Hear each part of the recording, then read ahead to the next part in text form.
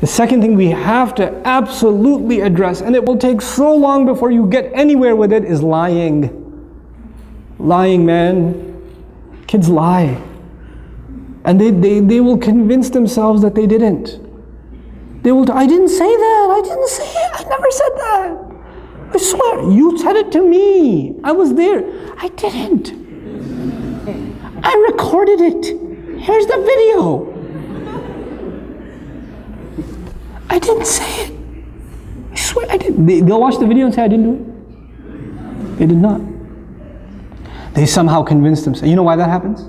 It happens because the first time they lied, and they actually admitted that they lied. Oh, ho, ho, ho, ho, ho, ho, ka'annahu yawmul qiyamati. Like, you lie in my house? So now, first you said, please tell me the truth. What did you actually say? And they finally said it, and then you came down with the axe. So the next time, like, I will take all of this. But once I admit that I lied, I know what comes next. You know, I am not doing that again. I am not admitting to this crime again. Because pleading guilty in this house does not work out for you. You got to stop that first. You cannot punish. You cannot punish extra for something that happened that's already made you angry. So the mother is angry because the child lied. Or because the child did something bad. Then she's angry because he lied about it. Then she's angry because she's tell me the truth. I'm giving you one last chance. One last chance. I'm going to ask you one last time. Even though she's going to ask 6 more times. But she says one last time. Tell me, and this is the only time I'm going to ask. I'm not going to ask again. Did you do it? No. Okay, I'm going to ask one last time. Before I tell your father.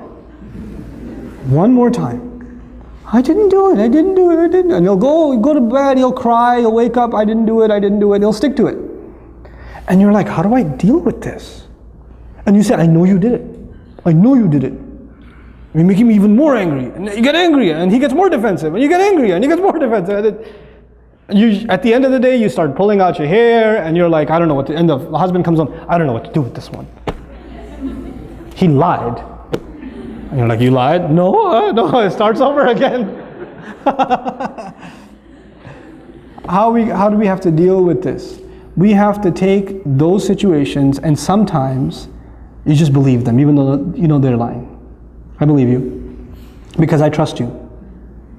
You wouldn't lie to me. You promised last time you wouldn't lie, so I trust you. And the other kid's like, but I trust him. You're fine. You're not in trouble. And let him get away with a lie 3 or 4 times. Guess what's going to happen? Children are not inherently evil. Children are inherently good. Their nature is goodness. So when they do something bad and you don't punish them for it, then they have an opportunity to ask their conscience. If you punish them for it, their conscience was not bothered because they already got punished for it. When they get punished for it, they don't feel bad because they did something bad and they paid for it. It's done. There's no conscience. But if you don't punish them once in a while, I said pick your battles. You don't have to get them for every time. Pick your battles and say, okay, I trust you. You didn't do it. I know she must have got it wrong. She must not have remembered properly. When you slapped her, she must have been sleeping and imagining it. The mark on her face, I don't know, is red coloring. I don't know what it is. Doesn't even look like your hand. Looks more like a foot. You know, so it's okay. You're not in trouble. You know what that does over time? Mama, I want to tell you something. I did do it. And then you come and you console and you say, it's okay. It's okay. I still trust you. I still trust you. And what you've done is you've taken the child away from being defensive. You know? But it takes a little bit of long-term thinking to be able to do that. You won't be able to do that the first time. Like first, it's very hard to forgive those kinds of things, right? Especially if they hurt another child. If they wrong somebody else. It's hard. And you have to take that other child and take them to a corner and say, Beta, I know, I trust you too. I'm not angry at you either. And I know they did something wrong. But you don't have to be happy if they get punished. That's the other thing. One child gets happiness only when the other one gets punished. And they get so used to Abba. She pulled my ear the other day. They just came back from Scotland, my family. And when the little one came to me and said, you know, Api, She pulled my ear one day. I was like, when? I don't know.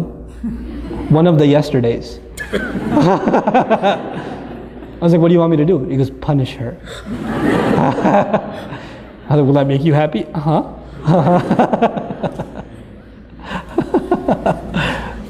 Sometimes kids do that. They get a kick out of the other one getting punished. They do. You don't want to create that either. With little kids, with the 2-year-old, it's okay. You want to entertain them. So you bring the older one and you slap your own arm a couple of times and you tell her to say, ow. You know, and she says, ow, ow, it hurts. And then, you happy now, Walid? Yeah. That's cool. But with older kids, when they get happy when the other one gets punished, that's a problem. That's a punishable offense. That itself is a punishable offense. Why are you happy? What do you get out of that? You know? That's something we have to address with our children. There are 2 things so far. Tantrums, lying. Lying. And lying, it's a long-term process. You don't get lying out of somebody's system right away. Especially because they don't even see it as lying anymore. They just see it as saving themselves. And kids, when they lie a lot, you know what happens? They actually start believing it themselves. They become better than any actor you have ever seen. They take on the role, boy. They will own it.